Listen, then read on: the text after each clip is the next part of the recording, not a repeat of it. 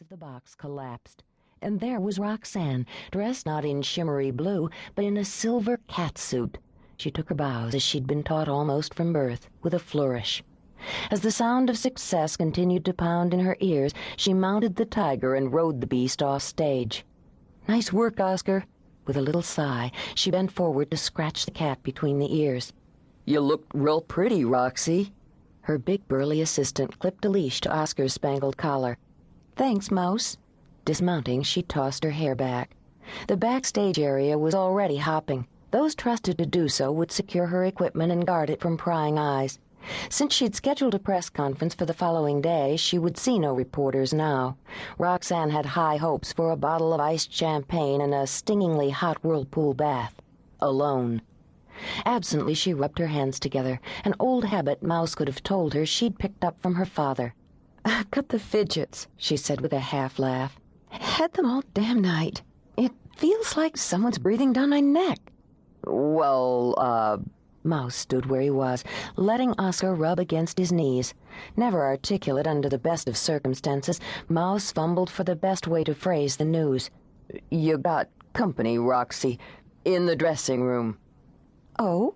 Her brows drew together, forming the faint line of impatience between them. "Who?" "Take another bow, honey." Lily, Roxanne's onstage assistant and surrogate mother, swept over to grab her arm. "You brought down the house." Lily dabbed a handkerchief around the false eyelashes she wore on stage and off. "Max would be so proud." The quick twist in Roxanne's gut had her willing away her own tears. They didn't show. They were never permitted to show in public. She started forward, moving into the swell of applause. "Who's waiting for me?" she called over her shoulder, but Mouse was already leading the big cat away. He'd been taught by the master that discretion was the better part of survival. 10 minutes later, flushed with success, Roxanne opened the door of her dressing room. The scent hit her first. Roses and grease paint. That mix of fragrances had become so familiar she breathed it in like fresh air. But there was another scent here, the sting of rich tobacco, elegant, exotic, French. Her hand trembled once on the knob as she pushed the door fully open.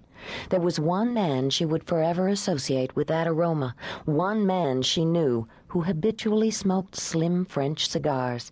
She said nothing when she saw him, could say nothing as he rose from a chair where he'd been enjoying his cigar and her champagne. Oh, God, it was thrilling and horrible to watch that wonderful mouth quirk in that very familiar grin, to meet those impossibly blue eyes with her own. His hair was still long, a mane of ebony waving back from his face. Even as a child he'd been gorgeous, an elegant gypsy with eyes that could freeze or burn. Age had only enhanced his looks, fining down that compelling face, the long bones and shadowy hollows, the faint cleft in the chin. Beyond the physical, there was a drama that shivered around him like an aura. He was a man women shuddered over and wanted. She had. Oh, she had.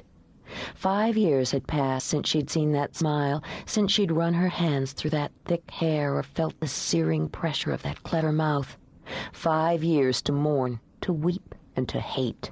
Why wasn't he dead? She wondered as she forced herself to close the door at her back. Why hadn't he had the decency to succumb to any of the varied and gruesome tragedies she'd imagined for him? And what in God's name was she going to do with this terrible yearning she felt just looking at him again? "Roxanne." Training kept Luke's voice steady as he said her name. He'd watched her over the years. Tonight he'd studied her every move from the shadows of the wings, judging, weighing, wanting. But here, now, face to face, she was almost too beautiful to bear. "It was a good show. The finale was spectacular." "Thank you." His hand was steady as he poured her a flute of champagne, as hers was when she accepted it. They were, after all, showmen, cast in an odd way from the same mold, Max's mold. "I'm sorry about Max." Her eyes went flat. "Are you?" Because Luke felt he deserved more than the slash of sarcasm, he merely nodded, then glanced down at his bubbling wine, remembering. His mouth curved when he looked back at her.